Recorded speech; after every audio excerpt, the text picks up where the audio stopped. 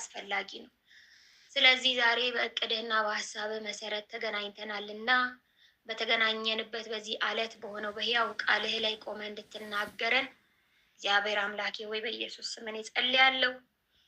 ለቅዱሳን ማስተዋል እንድትሰጥ ለእኔም ደግሞ የንግግር ጥበብን እንድታበዛልኝ በመካከላችን ተገኝተ ታላላቅና ድንቅ ነገሮችን እያደረግክ እንድታልፍ እንድትነካን መንፈስ ቅዱስ ቃል በውስጣችን እግዚአብሔር አምላኬ ወይ እንዲቀመጥ ስንቅ እንዲሆነን እግዚአብሔር አምላኬ ወይ እስከ ፍጻሜ ድረስ እንድንሄድ በፈተና ሁሉ እግዚአብሔር አምላኬ ወይ አብረንህ እግዚአብሔር ወይ እንድንዘልቅ የሚያደርገንን ጸጋ በዚህ ቃል ውስጥ እንድታበዛ ጸልያለሁ። ከኛ ጋር አሁን በክርስቶስ ኢየሱስ አሜን።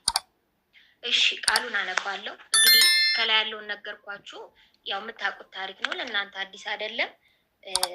እግዚአብሔር በአዳም በሴቲቱ እና በእባብ ላይ እግዚአብሔር የተናገረው ቃል ነበር። ይሄን ታውቃላችሁ።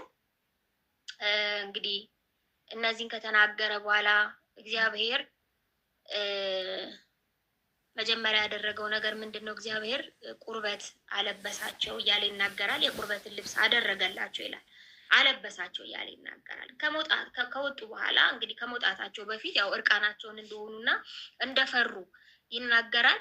ስለዚህ እግዚአብሔር አምላክ ምን አደረገ? ለአዳምና ለሚስቱ የቁርበትን ልብስ አደረገላቸው፣ ከዛ አለበሳቸውም ነው የሚለው። ምንም አይነት የራቁትነት ስሜት፣ የባዶነት ስሜት፣ የፍርሃት ስሜት ሳይኖርባቸው ሳይተፋፈሩ የሚኖሩ ፍርሃት የሚባል ቅናት የሚባል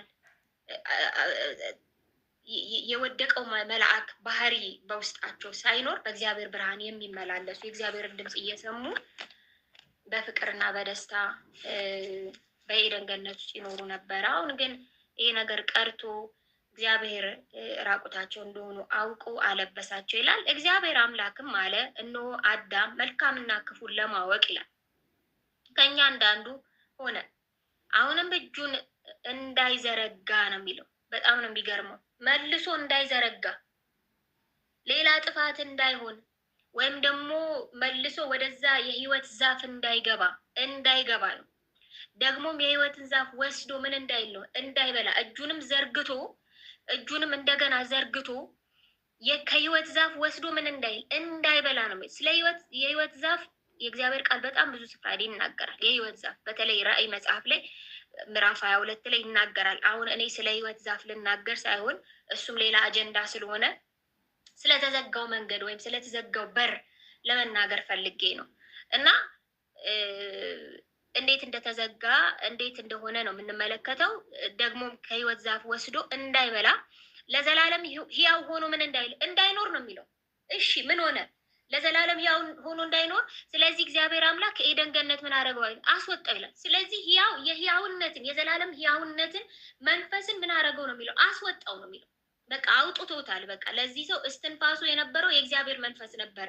የተፈጠረበት የልጁ መንፈስ ነበረ። አጥቶታል። ልጅነቱንም ጭምር ነው ያጣው። ክብሩንም ጭምር፣ የበላይነቱን ገዥነቱንም ጭምር ነው ያጣው። ስለዚህ እግዚአብሔር አምላክ ከኤደን ገነት ምን አደረገው ነው የሚለው? አስወጣው ይላል። የተገኘባትን መሬት ያርስ ዘንድ ይላል። መልሶ የተፈጠረበትን መሬት ምን ያደርግ ነው? ያርስ ዘንድ። አስቀድሞ አዳም ምን አይልም ነበር? አያርስም፣ አያጭድም። ምድር የምታፈራውን ነገር ሁሉ እንደሚፈልገው ይበላ ነበረ፣ እንደሚፈልገው ይጠጣ ይመላለስ ነበር። እና አዳምን ምን አደረገው? አስወጣው። ከዛ ወደ ህይወት ዛፍ የሚወስደውን መንገድ ለመጠበቅ ምን ተደረገ? ኪሩቤልና የምትገለባበጥ የነበልባል ሰይፍን በኤደን ገነት ምስራቅ ምን አደረገ? አስቀመጠ ይላል። እንግዲህ ዕብራውያን መጽሐፍ ምዕራፍ 4 ቁጥር 18 ላይ ሰይፍ የሚለው የእግዚአብሔር ቃል እንደሆነ ትመለከታላችሁ። እና እንግዲህ አዳም ይህን ውድቀት እንዴት አገኘው? ባለመታዘዝ፣ ባለመስማት። በሩ ተዘጋበት፣ የእግዚአብሔር መንፈስ ተከለከለ፣ መፍራት ጀመረ፣ ራቁቱን እንደሆነ አወቀ። አዳም በወደቀው እባብ ወይም ደግሞ አውሬ ምክንያት ክብሩን አጣ። በማንም አይደለም ክብሩን ያጣው፣ ለውድቀትና ለሞት ምሳሌ ሆነ። ሮሜ መጽሐፍ ምዕራፍ 5 ከቁጥር 12 እስከ 14 ያለውን ቃል ስታነቡ በአዳም ምክንያት ማለት ይሄ ለሰው ልጅ ውድቀትና ለሰው ልጅ ሞት አዳምን እግዚአብሔር ምን አድርጎታል? ምሳሌ እንዳደረገው ትመለከታላችሁ። እና በአንዱ በአዳም ምክንያት ሞት ምን አለ? ስለዚህ ምክንያት ኃጢአት በአንድ ሰው ወደ ዓለም ገባ ይላል። ኃጢአት እኮ ነው። አለመታዘዝ ኃጢአት ነው። እግዚአብሔር አትንኩ አትብሎ ያላቸውን ነገር ሁሉ መንካት ምንድን ነው? ኃጢአት ነው። ስለዚህ ባለመታዘዝ ውስጥ ኃጢአት እንዳለ በኃጢአት ደግሞ ሊሞቱ እንደሚችሉ እግዚአብሔር አስቀድሞ ነግሯቸዋል። ነገር ግን ሰይጣን ምንድን ያደረገው? ምንም ችግር የለውም እንደሱ እንዳትሆኑ እኮ ነው፣ በቃ እንደሱ እኩያ እንዳትሆኑ፣ እሱን መስላችሁ እንዳትኖሩ ነው ብሎ ሸንግሎ እንዴት እንደጣላቸው ትመለከታላችሁ። እና ለውድቀት አበቃቸው፣ የሞትንም ተካፋይ ያደረጋቸው። ቀድሞውኑ የሞተ ስለሆነ እንትና ሰይጣን የሞተ ስለሆነ የወደቀው መልአክ የወደቀ መንፈስ ጨለማውን ስለተቀላቀለ ሰዎችን በዚህ ነገር ኮራፕት ሊያደርግ ይፈልጋል። ስለዚህ ወደ ዓለም ምን አደረገ? ኃጢአት ገባ ይላል። በኃጢአትም ሞት እንደዚህ ሁሉ ኃጢአትን ስላደረጉ ሞት ለሰው ሁሉ ምን አደረገ ይላል? ደረሰ ይላል። ሕግ እስከመጣ ድረስ ይላል። ኃጢአት በዓለም ነበርና፣ ነገር ግን ሕግ በሌለበት ጊዜ ኃጢአት አይቆጠርም። ነገር ግን በአዳም መተላለፍ ምን ምሳሌ ነው? እንግዲህ ተመልከቱ፣ የመተላለፍ ምሳሌ አድርጎት ኃጢአትን ባልሰሩት ላይ እንኳን ከአዳም ጀምሮ እስከ ሙሴ ድረስ ሞት ምን አደረገ? ነገሰ ይላል። እነ ሄኖክ ይቅርታ እነ ኖህ ጻድቅ የተባሉ እነ አብርሃም ምን አደረጉ ነው? ሞቱ ይላል። በዚህ እድሜው ሞተ፣ በዚህ እድሜው ከአባቶቹ ጋር ተቀላቀለ የሚለው ነገር ሞተ የሚለውን ነገር ነው የሚያሳየው። እና ሞት ሊይዘው ያልቻለውን ደግሞ ጌታ ኢየሱስ ክርስቶስን ስትመለከቱ የሞትን የጥልን ግድግዳ አፍርሶ እኛን ወደ ውስጥ እንዴት እንዳስገባ እንደመለሰን የመመለስ ስራ እንደሰራ ትመለከታላችሁ። እና አዳም ይመጣ ዘንድ ላለው ለእርሱ ምንድን ነው? አምሳል ነው እና እያለ ይናገራል። ከዛ በኋላ ያለውን ክፍል ስታነቡ ስጦታው እንደ በደሉ መጠን እንደዚያው አይደለም እያለ ይናገራል። እና ይሄ ሮሜ መጽሐፍ ምዕራፍ 5 ቁጥር ምሳሌ እንዳደረገው ትመለከታላችሁ። እና በስጋው በኩል ሞትን ተቀበለ ይላል። ምክንያቱም ዘፍጥረት መጽሐፍ ምዕራፍ 5 ቁጥር 5 ላይ አዳም ወደ 960 ወር ወደ 930 ዓመት ሆነውና ሞተ ነው የሚለው። which means ሞትን ተቀበለ ወይም ደግሞ የመጀመሪያው የሞተ ሰው ሆነ ማለት ነው። ስለዚህ አሁን መጀመሪያ የምንመለከተው ነገር በብሉይ ኪዳን ይሄ ተጋረደበት ወይም ደግሞ እግዚአብሔር የሚገላበጠው ሰይፍ አደረገበት፣ ኪሩቤልን አደረገበት። ኪሩቤል ማለት መጋረጃ ወይም ደግሞ የሚከድን ምኑን መስዋዕቱን ይሄ እንትኑን ወደ ቅድስተ ቅዱሳን በገባችሁ ጊዜ ኪሩቤል አለ። ያ ኪሩቤል ደግሞ ምንድነው? የታቦቱን እንደዚህ የሚጋርድ ነው ማለት ነው። ስለዚህ ታቦቱ ደግሞ የእግዚአብሔር መንፈስ፣ የእግዚአብሔር ማደሪያ፣ የእግዚአብሔር ሕልውና፣ የእግዚአብሔር ማንነት ነው። ታውቃላችሁ የእስራኤላውያን ሕልውና፣ የእስራኤላውያን እስትንፋስ፣ የእስራኤላውያን ድል አድራጊነት የታቦቱ መኖር ነው። በሳሙኤል ዘመን ታቦቱ ከተወሰደ በኋላ ከተማረከ በኋላ ለ20 ዓመት በአንድ ሰው ቤት ከተቀመጠ በኋላ እያዘኑ ተከተሉት እያለ ይናገራል። በጣም ነው የሚገርመው። ምክንያቱም በቃ የለም እግዚአብሔር ከነሱ ጋር አይደለም። ታቦቱ በተንቀሳቀሰ ጊዜ በእነ ሙሴና በኢያሱ ዘመን ታቦቱ ወይም ማደሪያው ሲንቀሳቀስ እነሱ የሚንቀሳቀሱ ነበር። ማደሪያው ቁጭ ሲል ወይም ታቦቱ በተቀመጠ ጊዜ እነሱ የሚቀመጡ ነበር። እያንዳንዱ እንቅስቃሴያቸውና እያንዳንዱ ክንዋኔያቸው ከታቦቱ ጋር የተያያዘ ነበረ። አሁን ያ መከለል የመጣው ያ የሰው ልጅ ወደ እግዚአብሔር መንግስት እንዳይገባ የእግዚአብሔርን ነገር አውቆ እንዳይኖር በአንድ ሰው ብቻ እየተደረገ ከሌዊ ወገን በወጣ በክህነት አገልግሎት ብቻ እየተፈጸመ ሰዎች ካህኑ ብቻ የሚቀበለውን መስዋዕት ካህኑ ብቻ የሰውን ኃጢአት እየተቀበለ ወደ ቅድስተ ቅዱሳን ይገባል። የቅድስተ ቅዱሳን ለመግባት ደግሞ ምን አለ? መጋረጃ አለ። አሁን ያንን መጋረጃ ስንመለከት ስለ መጋረጃው አሰራር እግዚአብሔር ለሙሴ ለመጋረጃውን እንዴት እንደሚሰራ አስቀድሞ ነግሮታል። በዚህ በዘጸአት መጽሐፍ ምዕራፍ 26 ላይ የመጋረጃው ስራ እንዴት እንዳለ ትመለከታላችሁ። እና ቁጥር 26 31 እና 33ን ሳነበው ምንድን ነው የሚለው? መጋረጃውን ከሰማያዊ ከሐምራዊውም ከቀይ ግምጃ ከተፈተለ ከጥሩ በፍታም አድርገህ ብልህ ሰራተኛ እንደሚሰራ ኪሩቤል በእርሱ ላይ ምን ይሁን ይላል። በመጋረጃው ላይ ኪሩቤል እያለ ይናገራል። ስለዚህ የሚገላበጥ ሰይፍና ኪሩቤልን አደረገበት እያለ ይናገራል። ቁጥር 33 ላይ ደግሞ እንደዚህ ይላል፣ መጋረጃውንም ከመያዣዎቹ በታች ታንጠለጥለዋለህ፣ በመጋረጃዎቹ ውስጥ ይላል የምስክርን ታቦት አግባው ይላል። ታቦቱ ይግባ ይላል፣ ከመጋረጃው ጀርባ ማለት ነው። መጋረጃውም በቅድስቱና በቅድስተ ቅዱሳን መካከል መለያ ይሁናችሁ እያለ ይናገራል። እንግዲህ ቅድስተ ቅዱሳንና በቅድስተ መካከል ልዩነት እንዳለው ትመለከታላችሁ። ስለዚህ ነገር ጳውሎስ ዕብራውያን መጽሐፍ ምዕራፍ 9 ላይ ሲናገር በምዕራፍ 8 ላይ ገና ይሄ ፊተኛይቱ ይላል ምዕራፍ 9 ላይ ፊተኛይቱን ደግሞ የአገልግሎት ስርዓትና የዚህ ዓለም የሆነውን መቅደስ ነበራት ይላል። እነ ሙሴ ምሳሌውን ተቀብለው ለሰማያዊ ነገር ምሳሌ ጥላ የሚሆነውን ያገለግላሉ የሚለውን የምዕራፍ 8ቱን ተከትሎ ምንድን ነው የሚለው? የዚህ ዓለም የሆነውን መቅደስ ነበራት ይልና የመጀመሪያይቱ ድንኳን ይላል ተዘጋጅታ ነበርና በእርሷም ቅድስት በምትባለው ውስጥ ምን አለ ይላል። የመጀመሪያው ቅድስት ከመጋረጃው ወደ እናንተ ስታስቡት ምን አለ? መቅረዙና ጠረጴዛው የመስዋዕቱም ህብስት ነበረባት ይላል። እነዚህ ናቸው። ከሁለተኛው መጋረጃ ምን ወዲያ ማለት መጋረጃው የከለለው ነገር ውስጥ ምን አለ? ቅድስተ ቅዱሳን የምትባለው ምን ድንኳን ነበረች ይላል። በዚያም ውስጥ ምንድን ነው ያለው? የወርቅ ማዕጥነት ነበረ።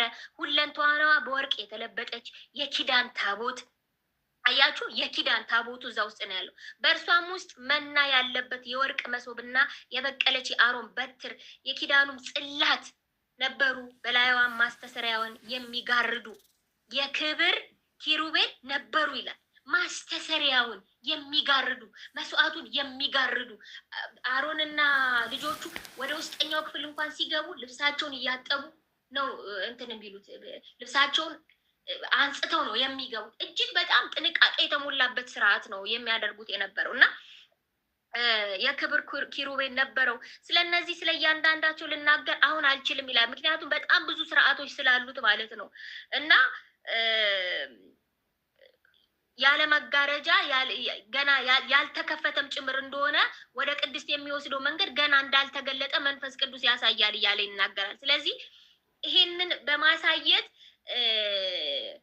ጌታ ኢየሱስ ክርስቶስ ሊቀ ካህናት ሆኖ በምትበልጠውና በምትሻለው በእጆችም ባልተሰራች ማለት ይላል። ስለ መቅደስ ነው የሚናገሩ። ለዚህ ፍጥረት ባልሆነች ድንኳን የዘላለምን ቤዛነት ምን አድርጎ አግኝቶ አንድ ጊዜ ፈጽሞ ወደ ቅድስት በገዛ ደሙ እንጂ በፍየሎችና በጥጆች ደም ምን አላረግም አይደለም ይላል። ይዞን የገባው የራሱን ደም ይዞ እንደገባ ትመለከታላችሁ እና ዘጸአት መጽሐፍ ምዕራፍ 26 እንግዲህ የመጋረጃው ስራ ነው፣ አንብቡት። ዘጸአት 40 ላይ ደግሞ እንደዚሁ ምዕራፍ 40 ቁጥር 3 ላይ እንደዚህ ይላል። እግዚአብሔር ሙሴን እንዲህ ሲል ተናገረው፣ ከመጀመሪያው ወር በፊተኛው ቀን የመገናኛውን ድንኳን ማደሪያ ትተክላለህ። የመገናኛ ድንኳን ማለት እግዚአብሔርና ሰው የሚገናኝበትን ድንኳን ማለት ነው። ይህን ዘሌዋውያን መጽሐፍ ምዕራፍ ማንበብ ትችላላችሁ። በእግዚአብሔር ፊት እንዲሰምር በመገናኛው ድንኳን ደጃፍ ፊት ያቀርባል እያለ ይናገራል። ስለ መገናኛ ድንኳን ከዚህ በፊት በአባታችንም በኩል ተምረናል። ዘሌዋውያን መጽሐፍ ምዕራፍ 1 ላይ አስታውሳለኝ እና የመገናኛ ድንኳን ማለት ጆይንት ማድረጊያ መገናኛ ማለት ነው። ከማ ሙሴና ወይም ደግሞ ካህኑና እግዚአብሔር። አዲስ ኪዳን ላይ ዮሐንስ ሲናገር ዮሐንስ ራእይ መጽሐፍ ምዕራፍ 1 ላይ ምን ሆነን እንትን አልን ነው የሚለው? ካህናት እንድንሆን ነው የሚለው። መንግስትም ለአምላኩ ለአባቱ ካህናት እንድንሆን ላደረገ ለእርሱ ከዘላለም እስከ ዘላለም ድረስ ክብርና ኃይል ይሁን እያለ ይናገራል። እንግዲህ ለወደደን ይላል ከኃጢአታችንም በደሙ ላጠበን እያለ ይናገራል። እንግዲህ አዳም አጥቶት የነበረውን ክብር በሚበልጥ ክብር የፊተኛይቱ ክብር የኋለኛው ክብር እያለ ጳውሎስ የሚናገረው ማለት ነው እና አገልግሎቱ ሁሉ የተናቀ እንደነበረ ይናገራልና የመገናኛው ድንኳን ማደሪያ ትተክላለህ፣ በእርሱም ውስጥ የምስክሩን ታቦት ታኖራለህ ይልና ታቦቱንም በመጋረጃ ምን ትለዋለህ? ትጋርዳለህ ይላል። በቃ ሰው አያየውም፣ የእስራኤል ሕዝብ አያየውም። አዳም ሲመለከተው የነበረውን የእግዚአብሔር መንፈስ ሴንስ ሲያደርግ ኖሮ ቆይቶ በዚህ ምክንያት ክብሩን እንዳጣ ትመለከታላችሁ እና ጳውሎስ ስለዚህ ስለ ሁለቱ አገልግሎት በቆሮንቶስ መጽሐፍ ላይ ሲናገር በሁለተኛ ቆሮንቶስ መጽሐፍ ምዕራፍ 3 በፊደል በድንጋዮች ላይ የተቀረጸ የሞት አገልግሎት በክብር ከሆነ የመንፈስ አገልግሎት እንዴት ይልቅ በክብር አይሆን እያለ ይናገራል እና ይህንን እስከ መጨረሻው ድረስ አንብቡት። በመጨረሻ ስለ መጋረጃ የሚናገርበት ክፍል አለ። የብሉይ ኪዳንን ልጨርስ። በዘሌዋውያን መጽሐፍ ምዕራፍ 16 ቁጥር 2 ላይ በጣም ጥንቃቄ የተሞላበት ስርዓት እንደሆነ ሲናገር ምዕራፍ 16 ቁጥር 2 ላይ ሙሉ ምዕራፍ ታነቡት በጣም ነው የሚገርማችሁ። ምዕራፍ 16 ቁጥር 2 ላይ በእግዚአብሔር ፊት የቀረቡና የሞቱ ሁለቱ የአሮን ልጆች ከሞቱ በኋላ እግዚአብሔር ማስጠንቀቂያ እየሰጠ ነው። እግዚአብሔር ሙሴን ተናገረው። እግዚአብሔር ሙሴን አለው እኔ በስርየቱ መክደኛ ላይ በደመና ውስጥ እታያለሁ እና እንዳይሞት ነው የሚለው። እንዳይሞት በመጋረጃ ውስጥ በታቦቱ ላይ ወዳለው ወደ ስርየቱ መክደኛ ወደ ተቀደሰው ስፍራ ሁልጊዜ ምን እንዳይገባ ነው የሚለው። ሁልጊዜ እንዳይገባ ተመልከቱ። ዘወትር ሊማልደን የሚለው ቃል እኮ ይሄ ነው። በቃ መንገዱ ተከፈተ። ዕብራውያን መጽሐፍ ምዕራፍ 10 ገባላችኋለሁ። ስለዚህ ሁልጊዜ እንዳይገባ ለወንድምህ ለአሮን ንገረው። ምን እንዳይል እንዳይሞት ነው የሚለው። እንዳይሞት በመጋረጃ ውስጥ በታቦቱ ላይ ወዳለው ወደ ስርየቱ መክደኛ ወደ ተቀደሰው ስፍራ ሁልጊዜ ምን እንዳይል እንዳይገባ ለወንድምህ ለአሮን ንገረው እና ከዛ በኋላ ያለው ስታነቡ የተቀደሰው ልብስ ምን አይነት ልብስ እንደሆነ የሚናገር ነው እና ይሄን ነው የሚናገረው እና የተመረጡት ብቻ እንደሚገቡ በዚሁ በዘሌዋውያን መጽሐፍ ምዕራፍ 18 ላይ ቁጥር 7 ላይ ምዕራፍ 18 ቁጥር 7 ላይ ሲናገር እንደዚህ ይላል። ከእናንተ ማንም ሰው ኀፍረተ ስጋውን ይገለጥ ዘንድ ወደ ዘመዱ ሁሉ አይቅረብ፣ እኔ እግዚአብሔር ነኝ።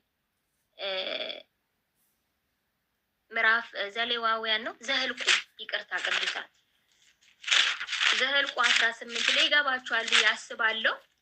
መጋረጃው ከተደረገ በኋላ ማንም ሰው በድፍረት እየገባ እግዚአብሔርን ሊያመልክ የእግዚአብሔርን ድምፅ ሊሰማ የእግዚአብሔርን ቃል ሊቀበል ምሪቶችንና መልእክቶችን መቀበል እንደማይችል የተመረጠ ሰው ብቻ ያንን ነገር ሊያደርግ እንደሚገባ ነው የሚናገረው።